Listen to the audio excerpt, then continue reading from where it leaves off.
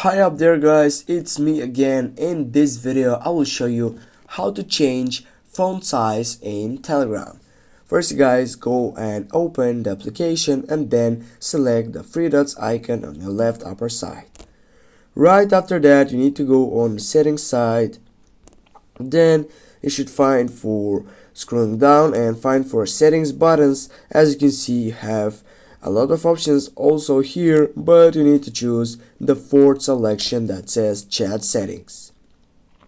Right after that guys, here as you can see on my first side I have a message text size. Here guys I can choose the text size, for example this one, or we'll go with better resolution or better zoom in.